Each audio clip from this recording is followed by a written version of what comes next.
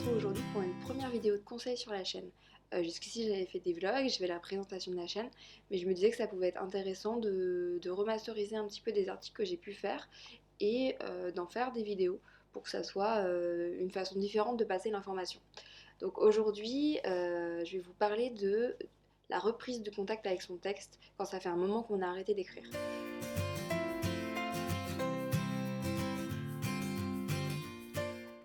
Alors pourquoi ce sujet? Parce que moi en fait j'ai vraiment pas l'habitude d'être régulière dans ma façon d'écrire.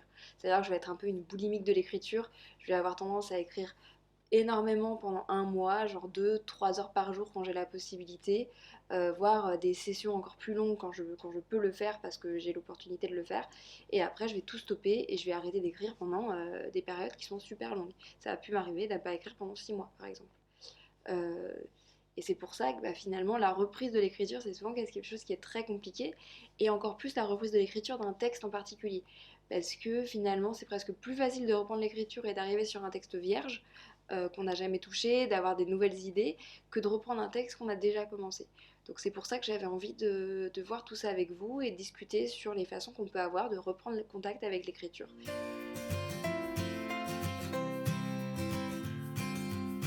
Pour commencer, l'étape numéro 1 de ma méthode pour reprendre l'écriture, ça va être déjà de reprendre contact avec l'écriture. Ça va être de se remettre dans des conditions d'écriture. Moi, aujourd'hui, ma façon d'écrire, elle est assez régulière. J'ai une sorte de petit rituel qui est que, effectivement, je vais toujours avoir une playlist d'écriture, j'ai toujours une boisson d'écriture, qui est le café, en grande majorité, sauf quand effectivement j'écris sur les coups de 1h du matin, où là, effectivement, j'évite de me tuer la tête à la caféine, parce que sinon je ne dors pas pendant 6 mois. Et ça va toujours être devant mon ordinateur à mon bureau.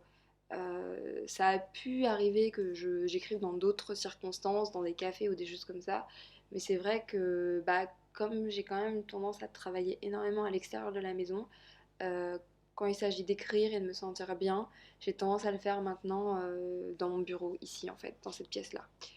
Euh, oui, parce que j'ai la chance d'avoir une pièce spécialement pour l'écriture.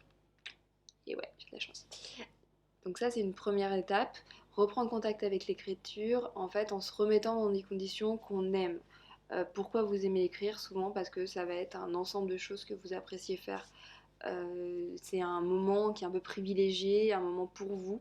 Et du coup, déjà reprendre un petit peu ces sensations-là et se rappeler pourquoi on aime écrire à la base, ça permet effectivement déjà de se rappeler que, ah ouais, en fait, c'était cool d'écrire. Donc je devrais peut-être le faire un peu plus souvent. Parce que voilà, parce que souvent quand on a arrêté d'écrire, ça peut être parce qu'on n'a eu pas du tout le temps, mais c'est souvent parce qu'on a un mal-être vis-à-vis de l'écriture. Alors c'est soit parce que le texte est très compliqué à sortir, soit parce qu'effectivement on se sent plus très bien dans ces conditions d'écriture. Donc peut-être potentiellement changer un petit peu quelques petites choses pour se ressentir bien et avoir envie de s'installer à sa table.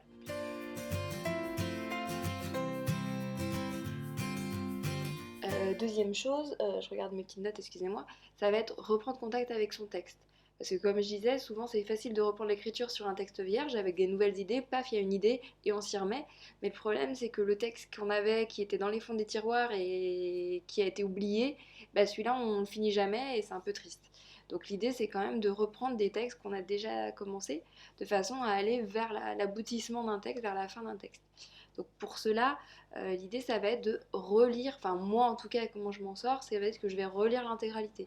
Ça va être à la fois de relire l'intégralité des notes qu'on a prises, l'intégralité des fiches qu'on a pu faire, l'intégralité du texte qui a déjà été écrit, voire l'intégralité de l'ensemble des réécritures qui ont été faites.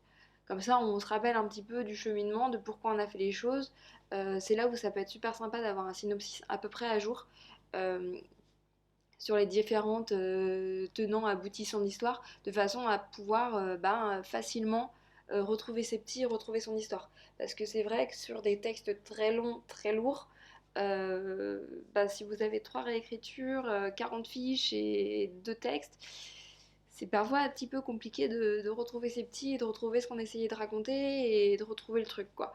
Donc c'est pour ça que ça peut être bien d'avoir un synopsis à peu près à jour pendant l'écriture.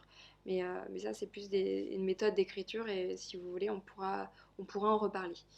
Donc ça, voilà. Donc reprendre contact avec son texte. Donc ça peut se faire soit à la table d'écriture, soit n'importe où. Soit vous l'avez écrit sur un carnet et vous emmenez le carnet et vous relisez, soit vous l'avez écrit sur un support web et auquel cas vous pouvez le transformer en PDF, le mettre sur votre téléphone portable et le lire n'importe où, ou sur votre liseuse et voilà, vous êtes libre de le faire n'importe où.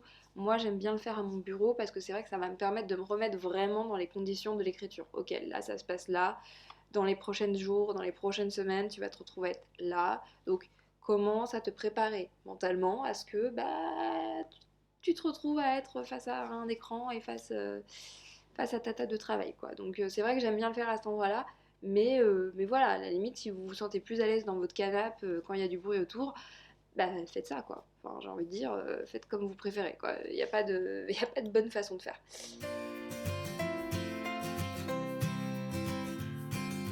Troisième point, ça va être de reprendre l'écriture. Bah oui, parce que c'est bien mignon de reprendre contact avec sa table de travail, de reprendre contact avec ses petites habitudes et de reprendre contact avec son texte.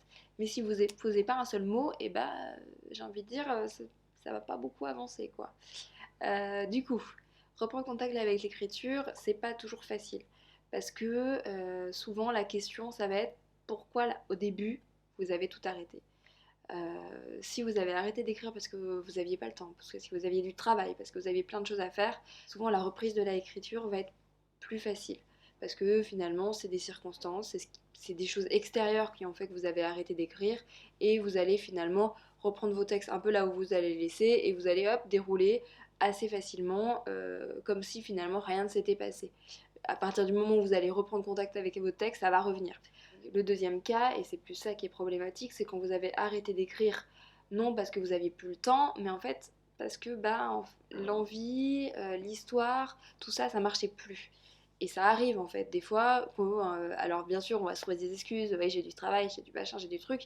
Oui, en fait la base c'est surtout que finalement l'histoire elle marchait plus et on n'y arrivait plus et ça avançait plus et c'était chiant et du coup on a un peu tout laissé tomber parce qu'à la base, il y avait un problème sur l'histoire. Donc, quand c'est ça, forcément, la reprise de l'écriture, elle est un petit peu plus douloureuse. Non seulement il faut recommencer à écrire, mais en plus, il faut recommencer à écrire dans une situation qui était compliquée. Parce que le texte, il marchait pas, quoi. Donc, dans ce cas-là, pas de panique, il y a des solutions. Première solution, on remet tout à plat. C'est pas le moment le plus facile, c'est pas le moment le plus agréable, mais en vrai, c'est souvent celui qui est le plus salvateur. Ça va être de tout reposer. Qu'est-ce qui était comme problématique? Où c'est qu'on allait? Qu'est-ce qui se passait? Pourquoi on a bloqué? Quels sont les personnages qui passaient pas? Quels étaient les personnages qui étaient pas cohérents? Posez-vous tout un tas de questions. Moi, je sais ce qui marche bien chez moi, c'est la méthode flocon. Je vous en ai longuement parlé sur mon blog il y a déjà un bon moment et ça fait partie des articles qui sont les plus lus sur mon blog aujourd'hui.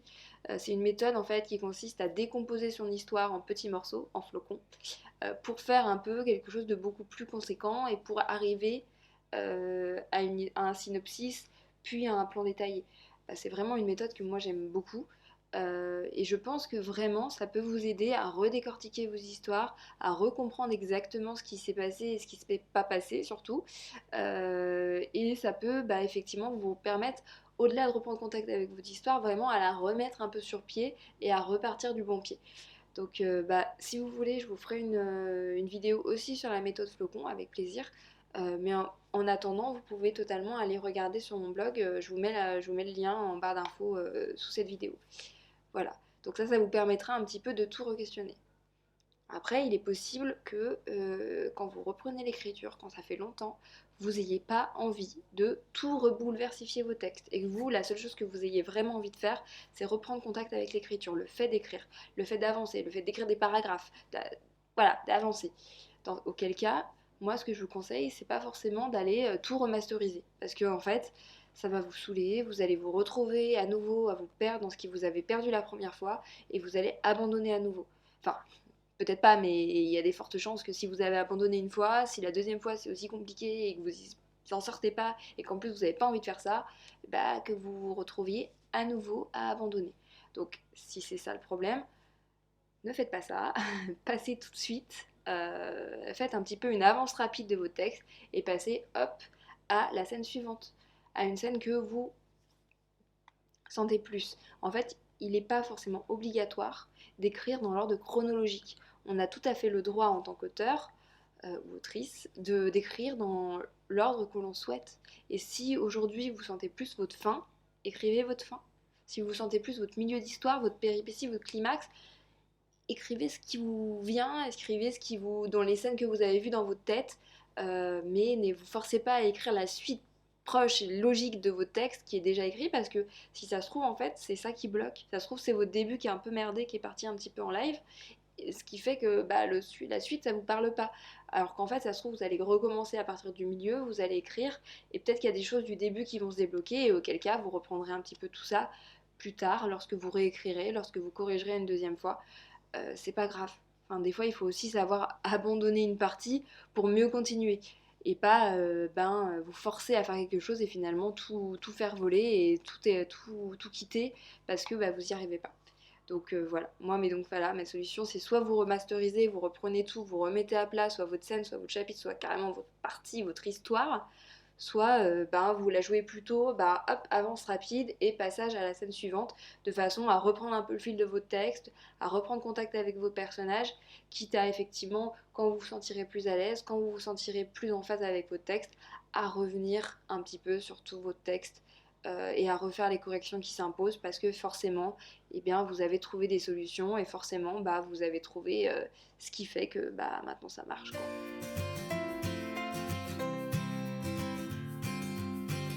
Donc ça, c'est un peu mes solutions pour reprendre contact avec l'écriture, mes étapes pour y arriver.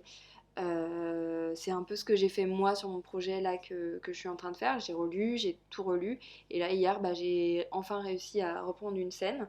Et c'est ce que je vais aller faire juste après avoir fait cette vidéo. D'ailleurs, je procrastine un petit peu en faisant cette vidéo, mais je pense que je vais aller écrire dans la foulée. Euh, et du coup, voilà, le but c'est vraiment de reprendre contact avec vos textes et de vous ressentir un petit peu à l'aise avec, et de reprendre confiance en fait, et de reprendre, de se rappeler pourquoi on aime l'écriture et qu'est-ce qu'on aime bien ressentir avec ça. Je vous remercie de m'avoir écouté, j'espère que cette vidéo vous sera utile, j'espère que vous allez pouvoir reprendre votre texte, et je vous dis à très vite dans une prochaine vidéo. Au revoir.